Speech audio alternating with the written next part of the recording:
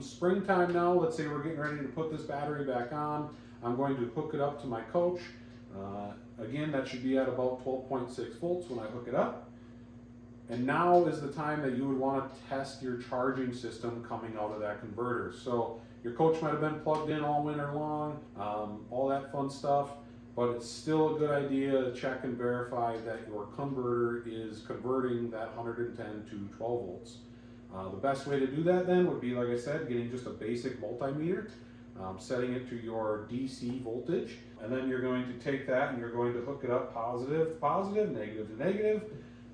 And what you should see now is it went from 12.6 up to 13.6, as long as that charging system is working. And then from there, that will tell you your converter is charging and doing what it's supposed to. Now, if you notice that that is still at the 12.6 volts, we probably have an issue. Basically, you could have some fuses blown in your converter. You could have a breaker up on the A-frame that's bad. And you could also just have a bad converter. So there is some testing and stuff like that that you could do to verify that, but we won't really go over that too much today. From that point, the best thing I would say is making sure then also that you are connecting that battery properly. Kind of like we talked about before, take a picture before you disconnect it, whatever you got to do to make sure that the positive is the positive and the negative is the negative.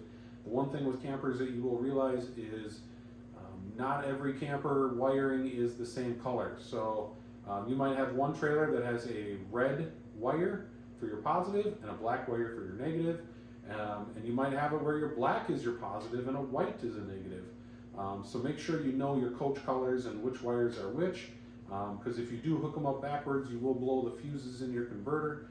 And that's where you will get no 12 volt power, even if you're plugged into your main power source. So make sure you check that. We did talk about the difference between fuses and breakers. You will have your breakers for 110, but you might also have 12 volt breakers.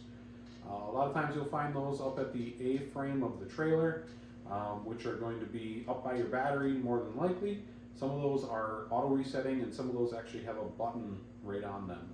They're going to be kind of rectangular, about yay big, and they would be up on the A-frame of that trailer. Other than that, I would say the next thing that we're going to talk about is going to be what battery might be best suited for you.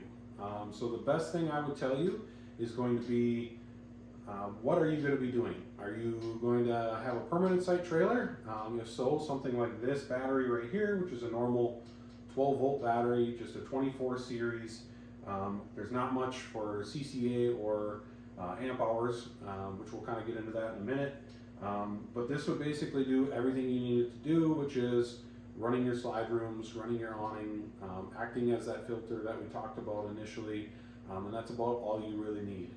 Now, if you're planning on traveling a lot more, you're planning on going to a couple different sites, stuff like that, a battery like this could still work. Basically, this battery is going to be good for when you first get to your campsite. Maybe you don't plug in right away, you're just looking to run that tongue jack up and down to get it off your truck. So you're going to end up having this hooked up so you can run your awning out, run your slides prior to you hooking up to that battery. But then once you get to that site and you're all done with that, you are going to end up plugging into your main power source. If you're planning on plugging in or doing, dry camping or boondocking where you're not planning on plugging into your power cord, a battery like this won't last you super long. If being completely honest, you're probably going to get maybe a day out of it, and then you're going to end up having a dead battery. Now you can plug into your truck. Most vehicles have a charge line that will charge that battery. But in a case like this, I would recommend either getting 2 of these, and you're going to want to hook those up then in parallel. We'll go into that in a minute. Or you can upgrade into a 27 series battery, which is going to be a step up from here, so it's a bit bigger. You can look into 227 series if your front of your coach can handle that. Otherwise, a lot of people are now going to the lithium batteries. If you're planning on doing a lot of dry camping, it's not a bad idea. Like I said, they do charge a little bit higher at that point. But the one thing I have noticed with the lithium batteries is that they are going from 14 volts, and then once you start getting below your 12.6 to 12, you're going to notice that drop off pretty hard. Where something like this, it does take a little bit longer to drain down. It's kind of more of a couple hour thing. Where I've noticed with lithiums, as they get lower and lower and lower, all of a sudden they just drop. I've also noticed with lithiums is that in the cold, if they stay fully charged, they work perfectly. But if they get too low, they will kind of shut themselves down, and they can be kind of hard to get them to jump start back up. So just be careful with that. The other style batteries that are out there are AGM batteries, which is basically a maintenance-free battery. That's another good battery to look into. One way you can kind of look at a battery on how good it is based on how heavy it is. So the heavier the battery, a lot of times the more solid those cells are, and so they tend to hold a charge a little bit better. I know a big thing that a lot of people go off of is CCA or cold cranking amps. The other thing that we look at in the RV industry is going to be your amp hours. So you might have a battery that is 120 amp hours, and that's basically, this is probably close to 100 amp hours on this battery. Like I said, this one's only going to last you maybe 24 hours depending on what you're all running. So if you start getting into maybe two 100 amp hours or two lithiums or that are at 200 apiece, you might end up lasting a bit longer. So again, a lot of things to look into when you're trying to decide on what you're doing. But if you're doing a lot of dry camping, like I said, the more amp hours, the better. If you're not planning on doing a lot of dry camping and you're plugging in every time, something like this will work. If you have something with solar panels, obviously those help. The thing with RV solar panels is they are not actually giving you power inside. They are just keeping your batteries trickle charged and making sure that they stay charged. A lot of things with the RV industry nowadays are going to 12 volt, like refrigerators. And so refrigerators are a big pull on your battery.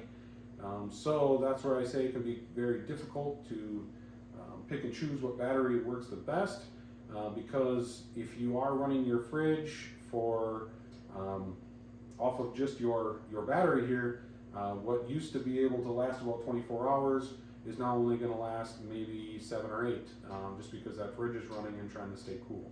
And then if it's 100 degrees out, that's not helping anymore. That fridge is now running all the time. So again, a lot of variance on what we're looking at here on the 12 volt systems, but a lot of things to be watching for. Went over the whole battery systems, all that stuff. Went over voltages, went over cells, went over why we need a battery on the coach, and a whole bunch of stuff like that. If there is any questions, you can feel free to reach out on Facebook Messenger, Instagram, all that stuff. Feel free to give a shout out to that if you need to.